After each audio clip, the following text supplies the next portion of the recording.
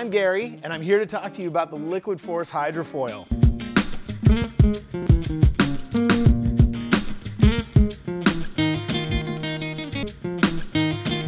This is a product and a project that we're all excited about at Liquid Force. I think the whole kiteboarding world is excited about this type of kiteboarding right now, which is hydrofoiling. And we were bitten by the bug back in January when one of our team riders, Brandon Scheid, got one in Maui.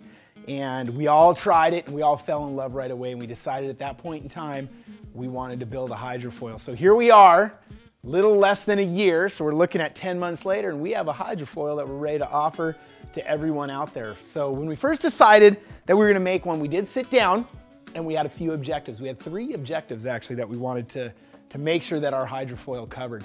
Number 1 was we wanted it to be extremely easy to use. Through our learning curves and through the pain of learning hydrofoiling that we went through, we really realized that making a hydrofoil that's very easy to use and very easy to learn on was something that we wanted to do. So that was objective number 1. Number 2 is we wanted to make a modular system. And what that means is every single part can be replaced. We all know you have a meter here of what's called your mast or your strut, whatever you want to call it. That's underwater, you hit things, that's gonna happen. So now, say you were to damage a wing, a fuselage, a strut mast, anything like this, you're gonna be able to easily replace that part for a very, very affordable price. And that was number 3, was the affordability. So we'll start at the bottom here, which is called the wings. So in our particular hydrofoil, we have what's called a dual wing setup. Most of them out there are right now still is 2 separate wings. So you have a front wing and a back wing. Our front wing and back wing are called lower aspect. So that means they're wider from the tail to the tip on the midpoint. What that does, it makes it nice and stable. It lets it get up onto a hydrofoil at a lot lower speeds. And it's just more stable overall at speeds. So you have something that's very forgiving in this low aspect wing. The other thing is great for free riding. So like going upwind, we all know that hydrofoils rocket upwind, but going downwind, believe it or not, is hard at times. And with this lower aspect wing, going downwind is nice and easy because it glides extremely well and retains its lift.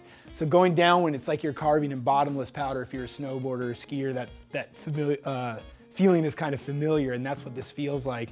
And it basically is a lot easier to go downwind because as you kind of go downwind and you go through those lulls in the wind, it stays up on a plane and keeps on gliding. So you have that nice glide aspect to it. Again, our back wing is perfectly matched up with the aspect ratio of the front wing, creating stability and also retaining the lift. We did put our wings both on the bottom, so we tried every configuration possible out there known to man. So front wing on the top, back wing on the bottom, back wing on the top, front wing on the bottom, both on top, one with lift. We put little keel fins on it. We did everything you could imagine out there. What we came up with is this is the easiest, most user-friendly free riding progression foil out there. So both wings are on the bottom, creates a lot of stability. The next thing I want to talk about is what we made these wings out of. So we had a choice on what we were going to make them out of. We can either use a carbon composite, which a lot of brands out there are doing right now, or we can go with a glass composite. We decided to go with a glass composite. So the first reason is obviously is the affordability factor of a glass composite wing compared to carbon. So we started to do a bunch of tests to make sure that the glass was 1, just as durable, 2, as stiff as carbon, and 3, if it was even more affordable because they still go through the same manufacturing process. So we did find out that the glass worked on all those levels extremely well, but we found out a 4th, which is a very large benefit. So glass, if you were to contact the bottom or hit something in the water and put a ding, so to speak, in your wing, you can just get some solar res, you can get some epoxy resin, and you can fix this wing extremely easy, sand it out to a nice smooth finish, keep its nice hydrodynamic properties to it, and keep on hydrofoiling. With carbon, there is at times, if you do split the mold or if you do something with the carbon, it's a lot harder to work with. In terms of repairing, you might have to find a person who's a carbon specialist that you'll have to fix it. But overall, ours is extremely easy to fix. And the other thing is weight. The weight's really negligible. We're within, especially for our wing shape and our dimensions, we're within about 35 or 40 grams when you're talking carbon compared to glass. So the next thing I want to show you is exactly how we take this hollow aluminum mast or strut and connect it to the board. So we had an interesting engineering feat that we had to get over here, because you just can't simply weld this mast straight onto a aluminum mast plate, so to speak. So we came up with a way that we have a collar that actually tapers, disperses all the leverage and the load when you're riding, that is being placed on this mast slash strut that goes into what's called the mast plate. You can see how we have this very unique collar piece that goes into there. So that takes away the load and eliminates any possibility of that particular connection breaking or failing when you're riding, and it's extremely durable if you were to hit the bottom or hit a reef. So that's really, really nice. We affixed our foil onto what's called our foil fish. So this board's been in the line now for almost 3 years, actually over 3 years. And this was the Kitefish. When we started to hydrofoil and we were looking at what boards work great to put a hydrofoil on, this one was just the one that bubbled to the top and screams, I want a hydrofoil on the bottom of the board. So that's exactly what we did.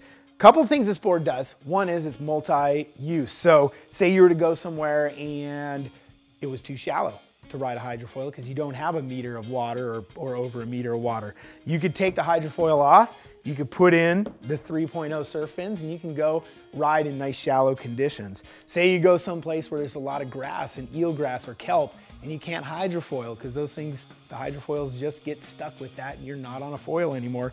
You could take your hydrofoil off on the beach, put your fins on in there, and you could still go kiteboarding and have a great time. Does come complete with EVA and the straps. We did go with just centered straps. Why did we do that? We didn't go with the 2 offset straps and the single strap in the back. Well, we feel this is a lot easier to use and to learn on overall. We also feel this is a lot easier to ride toe side. So when you're just learning and you don't want to jibe and so forth, you just want to do nice, good tacks on your toe side, this is the easiest way to do it. If you have the offset straps, you're actually forced to jibe and you have to switch your feet. So this is a great free riding setup to where you can ride toe side, but if you wish to jibe, you can also jibe and you can flip your feet around and ride the other way. So extremely versatile overall. Again, this board is a compression molded construction, so it's extremely durable. You can run it up onto the beach.